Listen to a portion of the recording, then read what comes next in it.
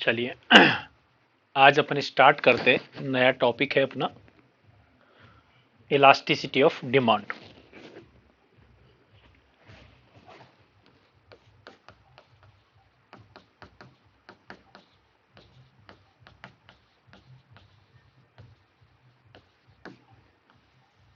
मांग की लोच। अच्छा, एक छोटा सा क्वेश्चन पूछता हूँ, ये सबका फेवरेट टॉपिक है ना। इलास्टिसिटी किसे कहते हैं? Define elasticity.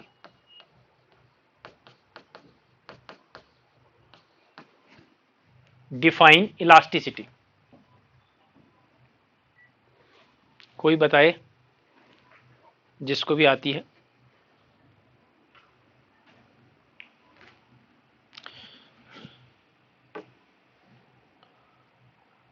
अदिति, हाँ, मेघा, बताइए।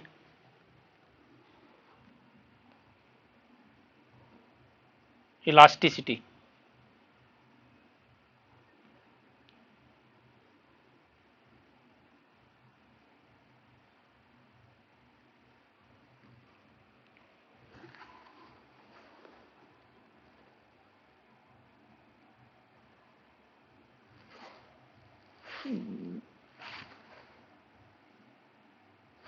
मतलब जनरल टर्म के अंदर, जैसे मैं कहूं कि आप में और मेरे में है इलास्टिसिटी।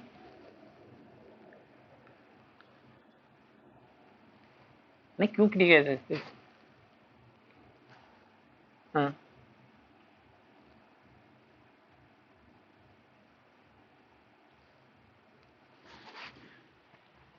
इसके अंदर मैं थोड़ा सा आपने की बात करी है, थोड़ा सा छेड़ना चाह रहा हूं। एक होता है लॉ ऑफ डिमांड, एक है प्राइस इफेक्ट, और एक है elasticity of demand.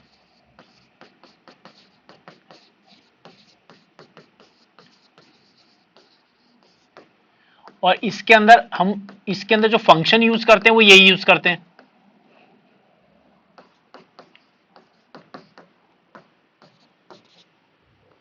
Law of demand,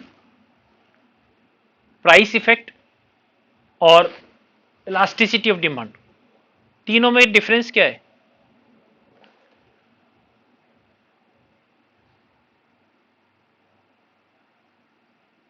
आपने माइक बंद कर दिया।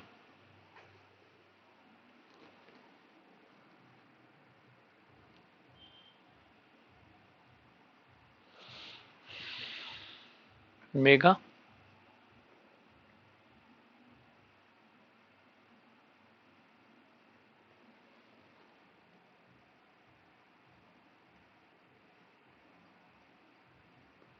हाँ मेघा।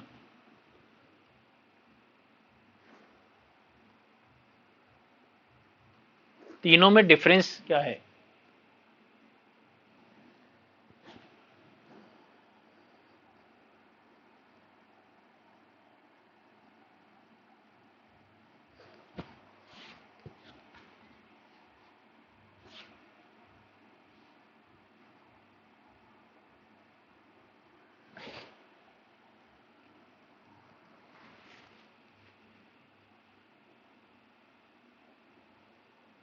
हम्म,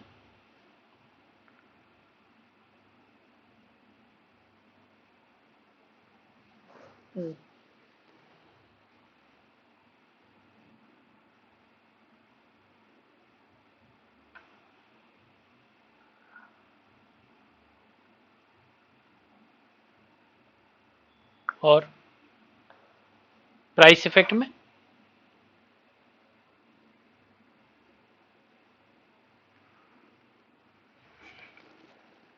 भाई तीनों का फंक्शन एक ही है, D x is a function of P x. हाँ, एक मिनट, तनु आप बोल रहे थे, आप बताइए।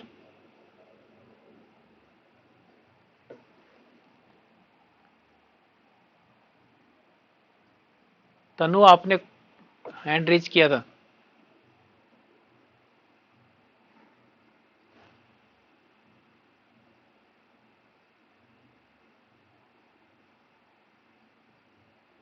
तनु, आवाज आ रही है आपको?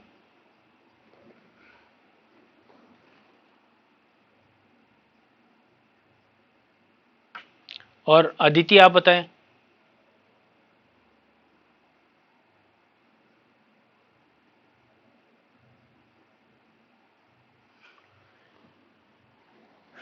और किसी को नहीं आता है?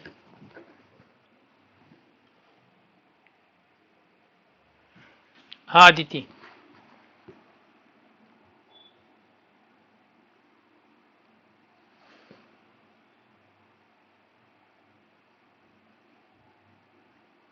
आपकी आवाज नहीं आ पा रही, बहुत धीरे आ रही है आवाज।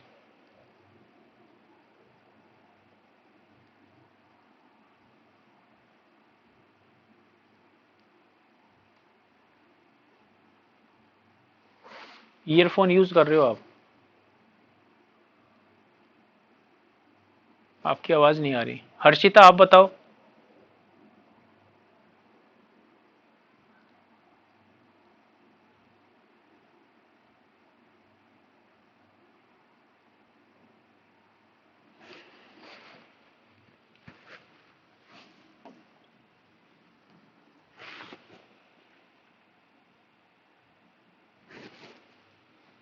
हाँ जी।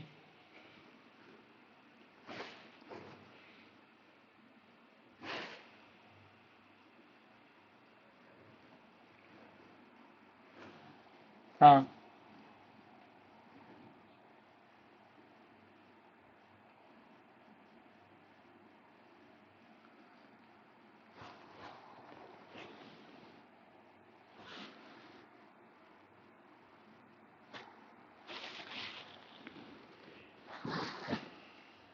कमाल है, तो आपका सबका फेवरेट टॉपिक है, आप बता ही नहीं पा रहे हो कोई भी ढंग से।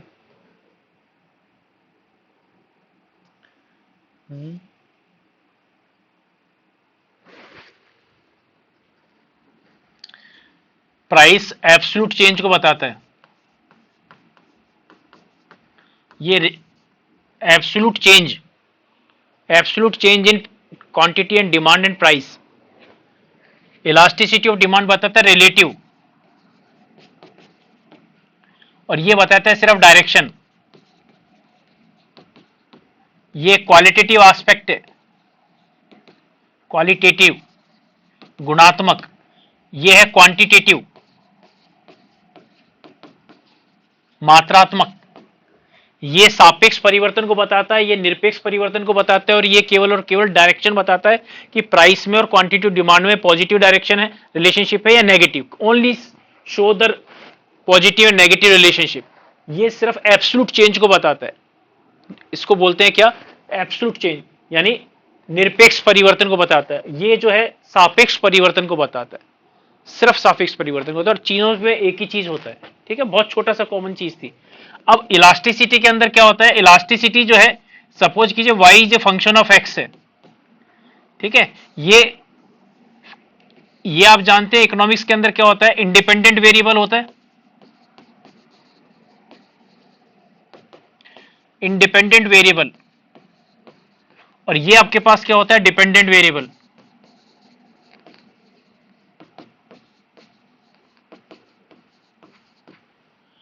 यहां इंडिपेंडेंट वेरिएबल में प्रोपोर्शनेट चेंज के रिफ्लेक्शन के रूप में डिपेंडेंट वेरिएबल में होने वाला प्रोपोर्शनेट चेंज, वो कहलाता है क्या? इलास्टिसिटी। इलास्टिसिटी किसी भी फंक्शन की निकाली जा सकती है। तो इसके अंदर लिखते हैं कि other thing remain same, proportionate change in independent variable and relative proportionate change in dependent variable is called elasticity of a function. तो इसको लिख लीजिएगा।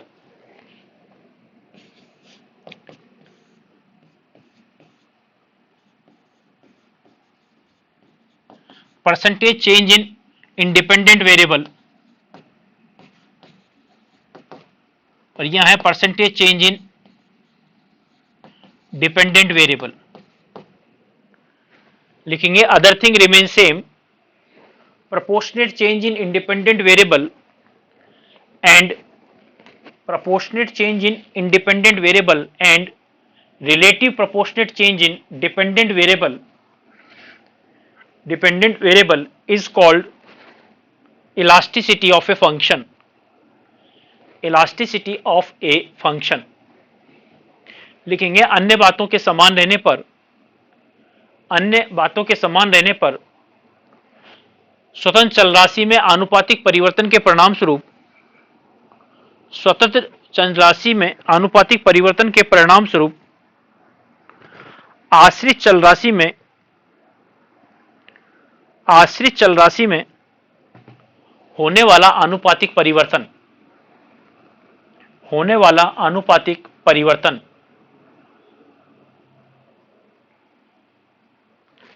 फलन की लोच कहलाती है। फलन की लोच कहलाती है। जैसे यहां पर जो चेंज आ रहा है एब्सोल्यूट, यानी भाई बहनों में लड़ाई, ठीक है, यह है प्राइस इफेक्ट। ये क्या है, भाई बहनों के अंदर जब शादी हो जाती है तो उनके रिलेटिव्स हो जाते हैं, है ना, ननद और भी बहुत सारे होते हैं, वो वाला एस्पेक्ट है, ठीक है। और ये सिर्फ और सिर्फ क्या बोलते हैं, रिलेशनशिप शो कर रहा है केवल माइनस का, प्लस का, नेगेटिव का और प्लस का, ठीक है। अब हम बात करते हैं क्या, इलास्टिसिटी ऑफ डिमांड। इसकी डेफिनेशन लिखेंगे इलास्टिसिटी ऑफ डिमांड की। अदर थिंग रिमेन सेम,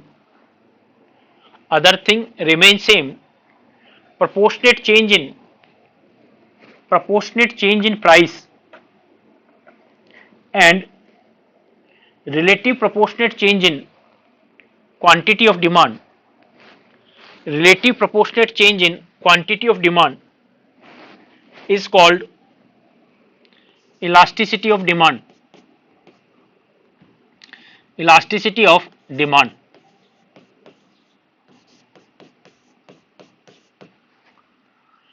अन्य बातों के समान रहने पर कीमत में आनुपातिक परिवर्तन के परिणाम स्वरूप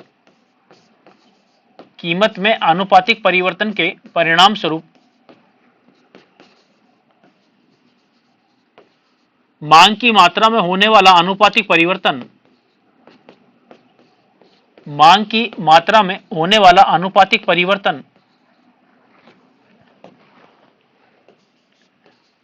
मांग की लोच कहलाता है। मांग की लोच कहलाता है।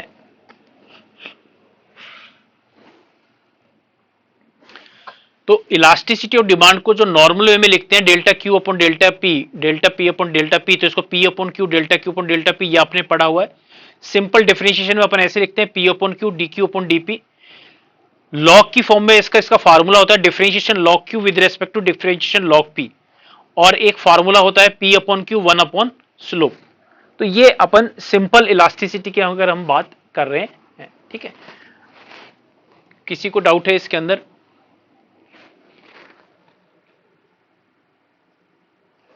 चलिए अब हम बात करते हैं क्या, पार्शल इलास्टिसिटी। पार्शल इलास्टिसिटीज, आंशिक लोच। सबसे पहले आती है क्या, टाइप्स, ये ऑर्डिनरी डिमांड कर्व और ये कंपनसेट डिमांड कर्व। सबसे पहले आती है own price elasticity of demand.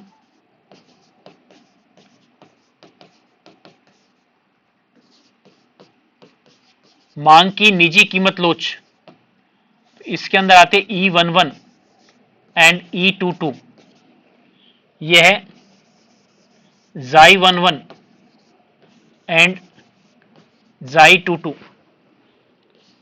दूसरा आता है क्रॉस प्राइस इलास्टिसिटी।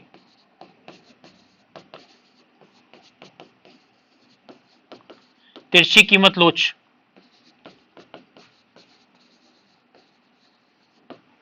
इसको लिखते हैं क्या, E12 और ये लिखते हैं 21, Xi12, Xi21। तीसरा आता है इनकम इलास्टिसिटी, आय लोच।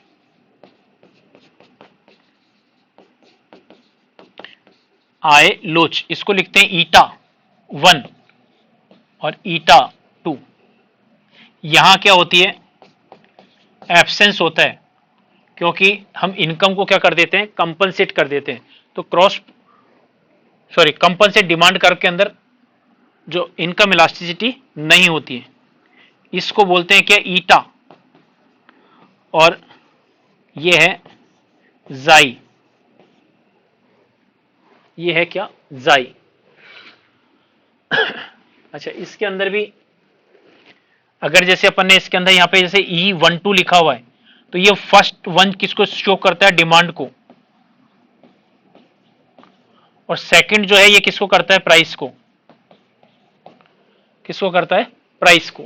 तो यहां पर E11 का मतलब क्या हो गया, जिस कमोडिटी की प्राइस है उसी कमोडिटी का क्वांटिटी है। लेकिन यह क्रॉस के अंदर क्या हो रहा है, 1-2 का मतलब क्या हो गया, सेकंड कमोडिटी की प्राइस में प्रोपोर्शनेट चेंज हो रहा है, उसका रिलेटिव प्रोपोर्शनेट चेंज किस में हो रहा है, फर्स्ट कमोडिटी की क्वांटिटी के अंदर। यहां उल्टा हो जाएगा, फर्स्ट की प्राइस में चेंज हो रहा है और सेकंड की क्वांटिटी में चेंज हो रहा है। तो इसके अंदर हम करते हैं, इसके फॉर्मूले कैसे कैसे आते हैं। तो सबसे पहले हम बात करते हैं क्या, ओन प्राइस इलास्टिसिटी। इसमें सबसे पहले बात करते हैं क्या, Q1 कमोडिटी।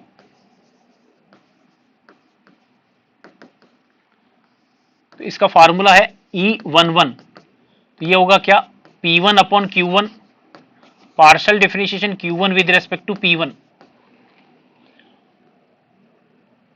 ठीक है, P1 upon Q1 partial differentiation Q1 with respect to P1, और ये ही क्या होता है, Xi11 होता है।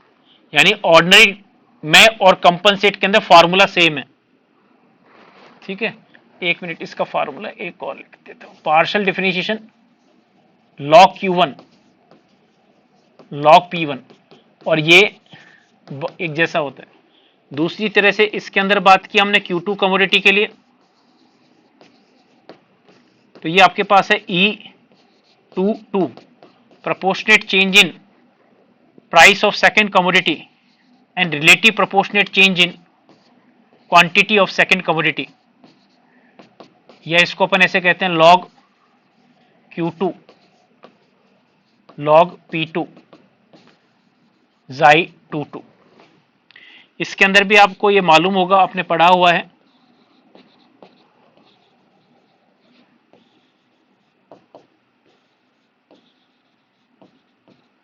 अगर ये नेगेटिव आता है और पॉजिटिव आता है, पॉजिटिव आता है तो आप जानते हैं ये क्या होता है, गिफिन गुड्स,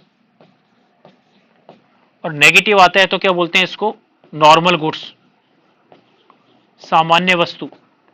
और इसके अंदर भी इसकी एब्सोल्यूट वैल्यू लेस देन 1 और एब्सोल्यूट वैल्यू ग्रेटर देन 1, तो ये कहलाता है नेसेसरी गुड्स,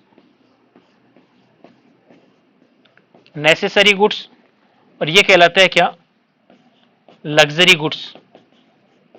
यानी इलास्टिसिटी की जो एब्सोल्यूट वैल्यू साइन को इग्नोर करने के बाद यदि एक से ज्यादा आती है तो क्या कहलाती है वो लग्जरी गुड्स, और एक से कम आती है तो क्या लाएगा, नेसेसरी गुड्स। फिर हम बात करते हैं क्या, cross price elasticity.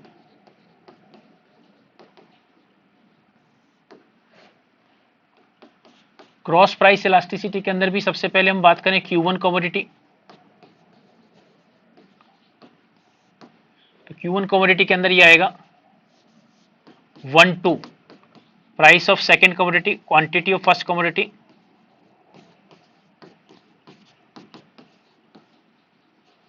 log Q1 log P2 1-2। इसी तरह से Q2 कमोडिटी ये आता है 2-1 P1 upon Q2 partial differentiation Q2 with respect to P1 log Q2 log P1 2-1। यहां पर है E12 एंड E21 या Xi12 एंड Xi21। अगर ये नेगेटिव आता है और पॉजिटिव आती है, नेगेटिव आता है तो कॉम्प्लीमेंट्री गुड्स, पूरक वस्तु, कॉम्प्लीमेंट्री, और ये आ गया क्या, सब्स्टिट्यूट गुड्स।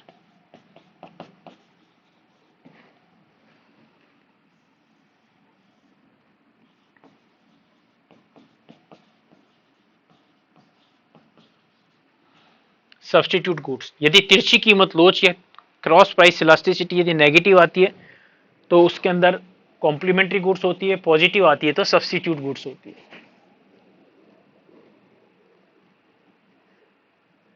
फिर आते हैं इसके अंदर income elasticity.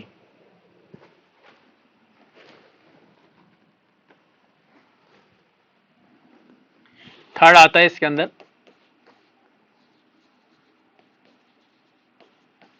Income elasticity. Income elasticity के अंदर केवल ओडीसी के अंदर बात कर रहे हैं। Q1 commodity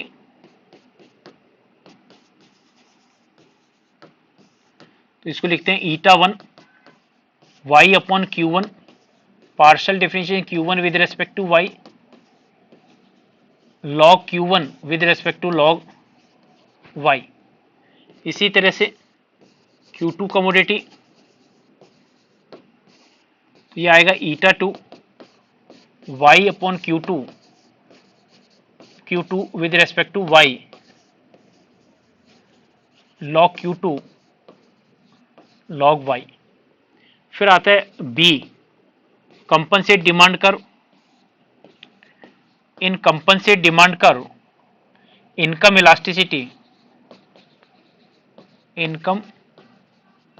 elasticity is absence due to income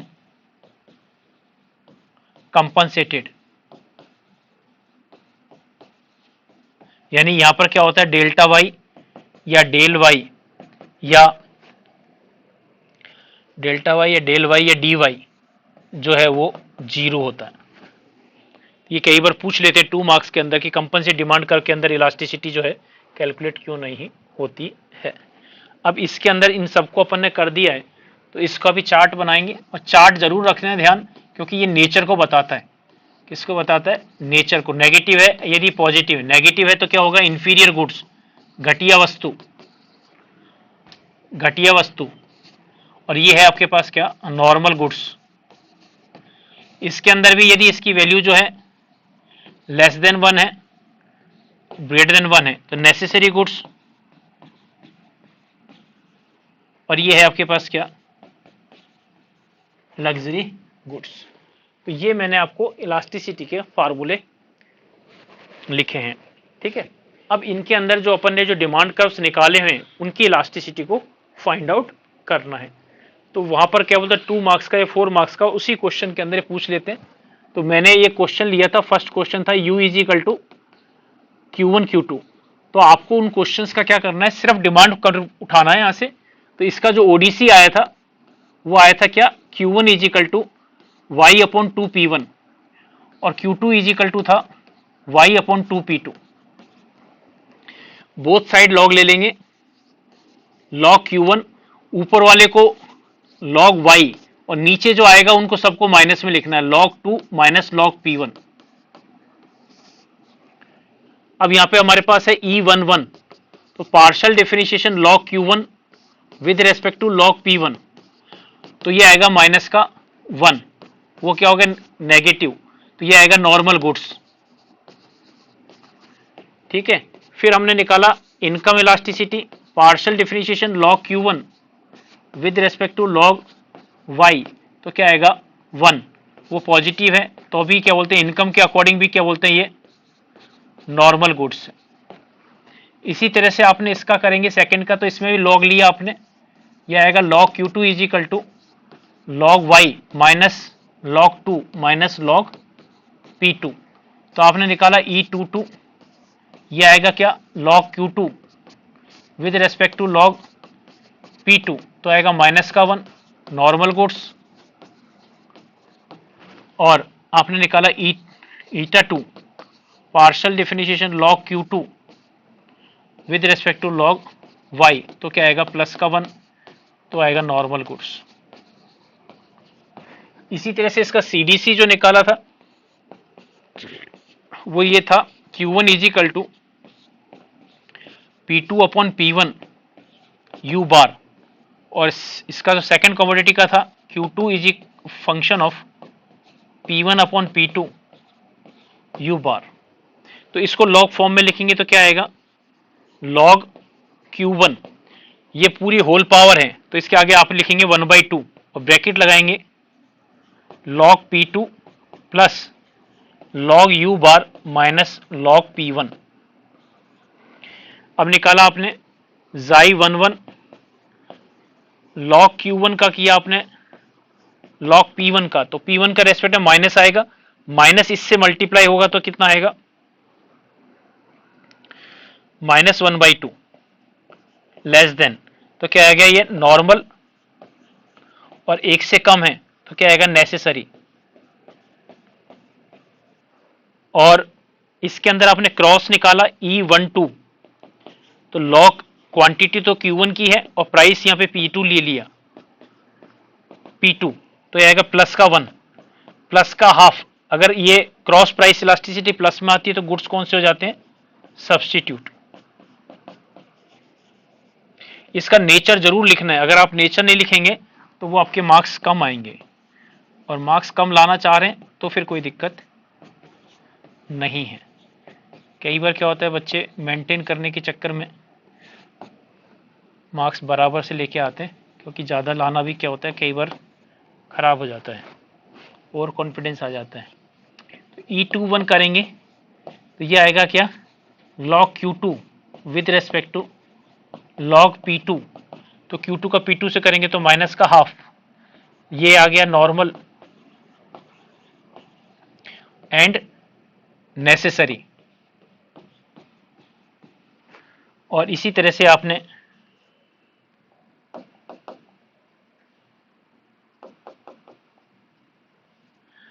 cross निकालेंगे E21 log Q2 log P1, तो ये आएगा प्लस का हाफ, सब्स्टिट्यूट गुड्स। तो ऐसे आपको जितने भी अपन ने क्वेश्चंस किए हैं ओडीसी सीडीसी के, उनकी सबकी इलास्टिसिटी कैलकुलेट करनी है। ठीक है, कुछ क्वेश्चंस और हैं।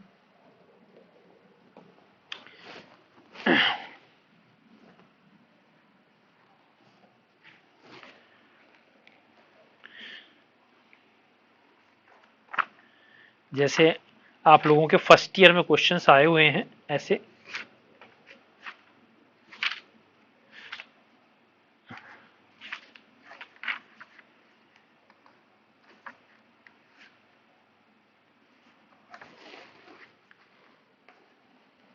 जैसे कि एग्जांपल है, यहाँ डिमांड फंक्शन गिवन है x is equal to 250 minus P minus 0.05 P square, और ये कहते हैं p is equal to 10 rupees है, तो इलास्टिसिटी ऑफ डिमांड कैलकुलेट कीजिए। तो यहां पर आप क्या करेंगे, इसका फार्मूला होगा यहाँ पे p upon X delta X differentiation x with respect to p। p आपके पास दिया हुआ है 10, x को कैलकुलेट करने के लिए क्या करेंगे, ये p की वैल्यू उसमें पुट कर देंगे, तो आएगा 250 माइनस 10 माइनस 0.05, और ये होगा 10 का स्क्वायर, तो ये आएगा 105, तो ये हो जाएगा 235, तो ये आपके पास हो गया 235। अब आपने क्या किया, ये वाला एरिया लेके निकाल के लाना है, तो x का p के रेस्पेक्ट में डिफरेंशिएशन कर दिया, तो 0 माइनस 1 माइनस 0.1 p, तो p की वैल्यू पुट कर दी माइनस 0.1 और ये 10, तो कितना आ गया -1 तो माइनस का 2, तो ये आपने लिखा माइनस का 2। सॉल्व किया तो ये आएगा 0.085। तो माइनस साइन किसको बताता है, नॉर्मल गुड्स को, एंड माइनस को इग्नोर करेंगे तो क्या आ जाएगा, नेसेसरी गुड्स, नेसेसरी गुड्स। तो ये ऐसे छोटे छोटे से क्वेश्चंस आप लोगों के टाइम में आए हुए हैं। ऐसे ही एक एग्जांपल है, यहां पे सिर्फ ये दे रखा है demand function p is equal to 10 e raise to power minus x/4। इस पे ये कहते हैं find out the elasticity of demand, तो इसमें कुछ भी नहीं दिया हुआ, elasticity of demand find out करवा रहे हैं। तो इलास्टिसिटी ऑफ डिमांड का जो फार्मूला है p upon x D x upon D P. तो आपने क्या किया, p की वैल्यू जो है पुट कर दी यहाँ पे 10 e raise to power minus x by 4। x given नहीं है, आपने ऐसे कैसे रख दिया। अब इसका डिफरेंशिएट कीजिए, p का x के रेस्पेक्ट में डिफरेंशिएशन करते हैं तो अपन क्या करते हैं, क्वेश्चन को एक बार तो ऐसे ऐसे लिख देते हैं और फिर इसकी पावर का डिफरेंशिएशन करते हैं तो आएगा -1/4। तो ये क्या आ गया, -10 e raise to power minus x by 4 upon 4। Actual में क्या चाहिए हमको, dx अपॉन dp, और ये निकला है dp अपॉन dx। तो क्या कर देंगे इसको रेसिप्रोकल, dp अपॉन सॉरी, तो क्या करेंगे इसके अंदर इसको dx अपॉन dp कर देंगे। तो क्या आएगा -4 upon 10 e raise to power minus x by 4। तो प्राइस इलास्टिसिटी के अंदर पुट कर देंगे तो p upon x dx upon dp। तो p की वैल्यू आपने रखी हुई है 10 e raise to power minus x by 4, ये x है ही, और ये वैल्यू है कितने, -4 upon 10 e raise to power minus x by 4। तो क्या हो जाएगा, ये पूरा का पूरा इससे कैंसिल हो जाएगा। तो इलास्टिसिटी ऑफ डिमांड जो आ जाएगी वो आएगी -4/x। इसमें एक छोटा सा सप्लीमेंट क्वेश्चन और दे रखा है, क्या, if elasticity of demand is equal to, modulus में दे रखी 1 है, देन फाइंड x। तो आपने यहाँ पे ऐसे लिखा elasticity of demand is equal to, यहाँ पे लिखा 4 अपॉन एक्स और e की मेन वैल्यू दे रखी 1, तो x इज इक्वल टू कितना आ गया 4 यूनिट। तो ये ऐसे ऐसे छोटे छोटे से क्वेश्चंस जो हैं वो आपके पहले के क्वेश्चंस में है। ऐसे ही क्वेश्चन है,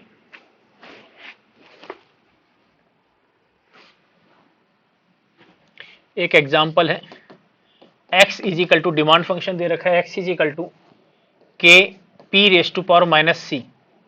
ये कहते हैं फाइंड इलास्टिसिटी ऑफ डिमांड। तो अपन ने क्या किया, अच्छा एक चीज का ध्यान रखना, जब भी कभी डिमांड फंक्शन मल्टीप्लिकेशन में हो या डिवीजन में हो तो लॉग से करने में ज्यादा आपको आसान होगा रिजल्ट निकालने में, और यदि क्या बोलते हैं प्लस माइनस में हो तो आपको क्या बोलते हैं नॉर्मल वे में जैसे ऐसे निकाला है।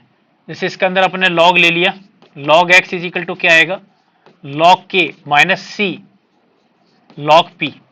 अब बस इसको क्या करना है आपको, differentiation log x with respect to log p, तो क्या आएगा माइनस का सी। तो ये आपके पास इलास्टिसिटी ऑफ डिमांड आ गई।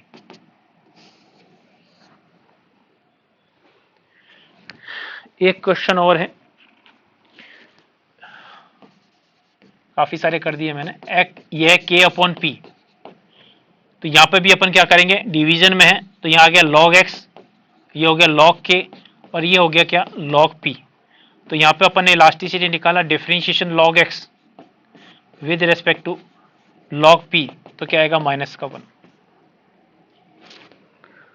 ठीक है। अब इसके अंदर एक और क्वेश्चन आता है छोटा सा,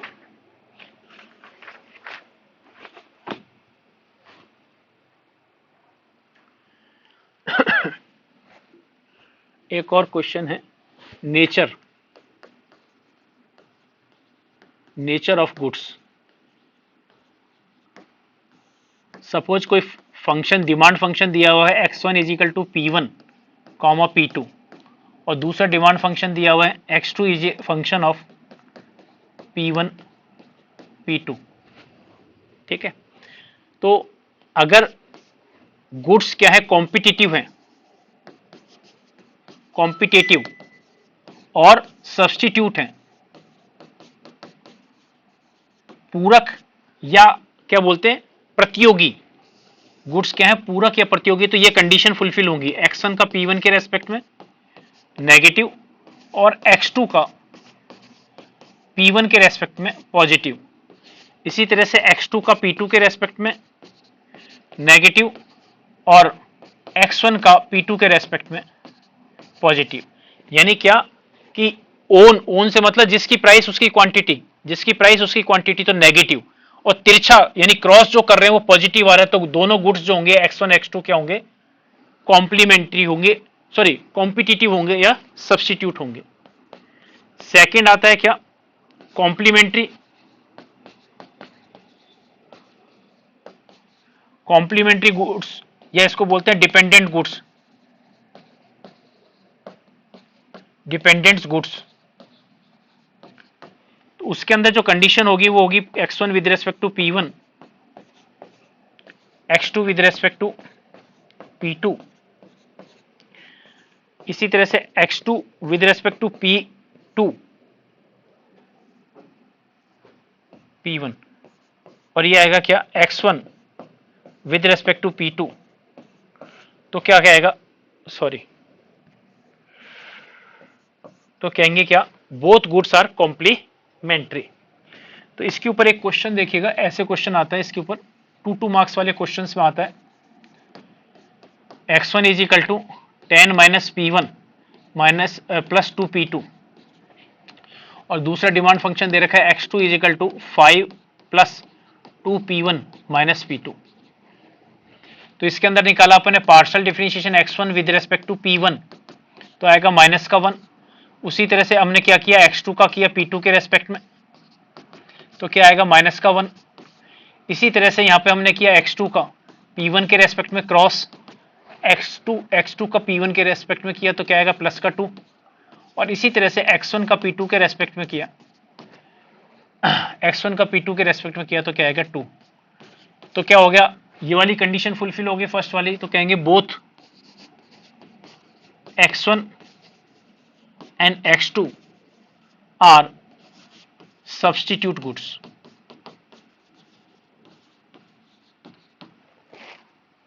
ठीक है, कोई प्रॉब्लम है?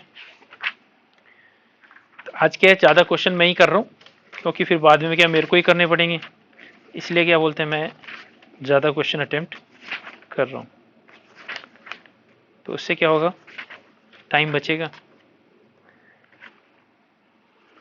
तो उससे क्या होगा कि अपने कोर्स जल्दी हो जाएगा। ठीक है, एक क्वेश्चन है इसके अंदर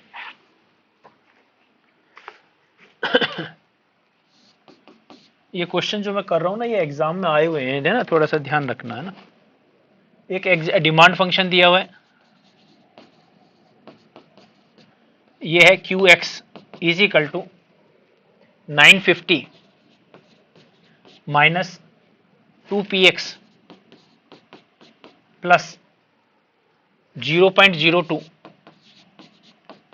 m। यहां पर प्राइस ऑफ x गिवन है, प्राइस ऑफ x है 25 और m यानी इनकम दे रखी है 10,000। ये कहते हैं फाइंड इलास्टिसिटीज।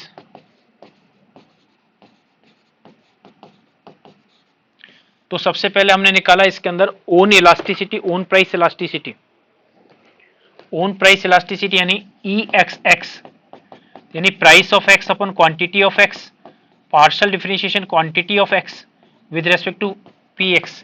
एक चीज का ध्यान रखना कि देखो मैंने यहाँ पे जो क्वेश्चंस अटेम्प्ट किए हैं, यहाँ पर x और यहाँ पे क्या है p है, तो मैंने d यूज किया हुआ है ना, d यूज किया हुआ है।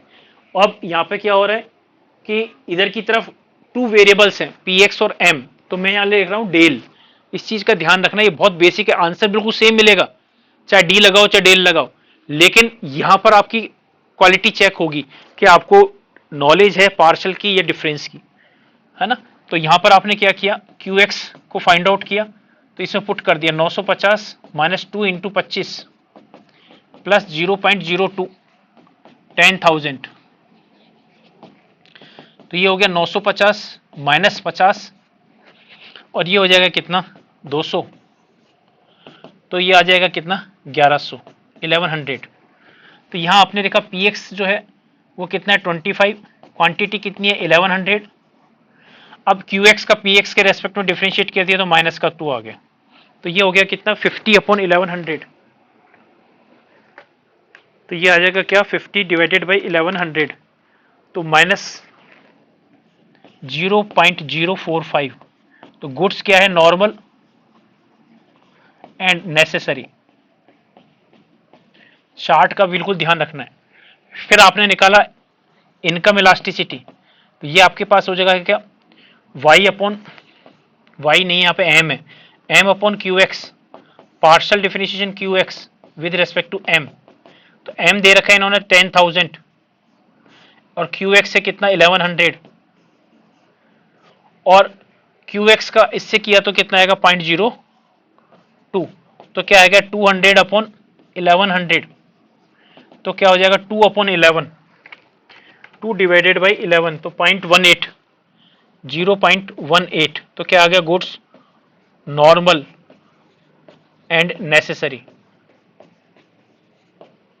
ठीक है, इस तरह से ये क्वेश्चंस करेंगे। तो एक क्वेश्चन और है लास्ट,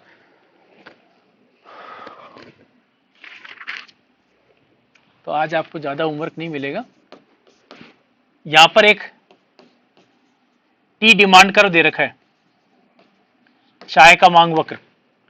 ये क्या, quantity of tea is equal to 380 minus 5 PT price of tea plus price of coffee plus consumer income Y.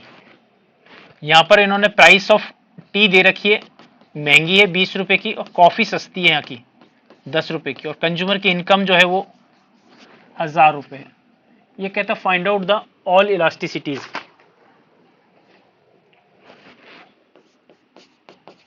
Find all partial elasticity. तो यहां पर आपने क्या किया, ETT निकाला, ETT यानी चाय की डिमांड और चाय की प्राइस। तो क्या आएगा PT upon QT, partial differentiation QT with respect to PT। तो PT जो है वो कितना है 20। क्वांटिटी को निकालने के लिए क्या करेंगे, ये वेरिएबल्स इसमें पुट कर देंगे। तो ये आएगा 380 माइनस 5, PT की जो वैल्यू है वो कितना है 20, प्लस 2 PC 10 प्लस 0.2 इंटू 1000। तो सॉल्व करेंगे तो 500 आएगा, है ना, पहले भी 500 ही आता था, आज भी वही आ रहा है। तो ये QT का अपन PT के रेस्पेक्ट में करेंगे तो कितना आएगा 0.5 माइनस 100 अपॉन 500, तो कितना आएगा 1/2, तो माइनस 0.2। तो ये आएगा क्या, नॉर्मल एंड नेसेसरी। फिर आपने निकाला क्या, क्रॉस चाय की क्वांटिटी और प्राइस किसकी है, कॉफी की, ETC। तो ये आएगा price of coffee quantity of tea with respect to PC। तो PC जो दे रखा है वो 10 है, क्वांटिटी ऑफ चाय है वो 500, QT का PC के रेस्पेक्ट में करेंगे तो आएगा 2, तो ये आएगा 20 अपॉन 500, तो ये आएगा 1 अपॉन 25, ये आएगा 0.04। तो क्या हो गया, चाय और कॉफी जो है सब्स्टिट्यूट है। फिर आपने निकाला इनकम, तो ये आएगा y upon QT, partial differentiation QT with respect to y। तो ये आपके पास हो गया 1000, QT आपके पास 500, ये करेंगे तो 0.2, तो कितना आएगा 200 अपॉन 500, तो ये आ गया 0.4। तो क्या हो गया, नॉर्मल, चाय जो है नॉर्मल है एंड नेसेसरी। तो ये आपके इलास्टिसिटी का पार्ट है। ठीक है, तो इसके अंदर अभी तो मैं आपको होमवर्क जो दिया है सिर्फ और सिर्फ क्या है,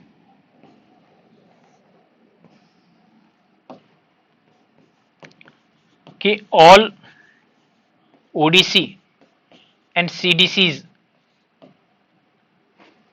all ODC and CDCs elasticity, partial elasticity, ये आपको फाइंड करनी है। ठीक है, बाकी जो और छोटे छोटे क्वेश्चंस आते थे वो मैंने कर दिए। इसमें अब दो टॉपिक छोटे छोटे से बचे, एक है कूर्नो एग्रीगेशन कंडीशन, कूर्नो समग्र शर्त, और दूसरा बच्चा है इसके अंदर एंजिल एग्रीगेशन कंडीशन। उसको अपन कल की प्रॉब्लम्स भी ले लेंगे और वो करेंगे। तो इसको हैंड टू हैंड आप लोग करिएगा, क्योंकि अपन ने ओडीसी सीडीसी सारे कर लिए हैं कंप्लीट। और ये जो मैंने क्वेश्चंस किए हैं इनको आप फेयर कर लीजिएगा, ठीक है।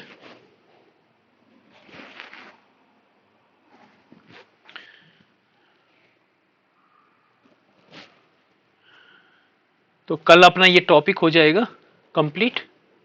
अपनी वेडनेसडे की क्लास नहीं है ना, वेडनेसडे को मेरे को काम है, तो अपनी थर्सडे को क्लास होगी कल के बाद।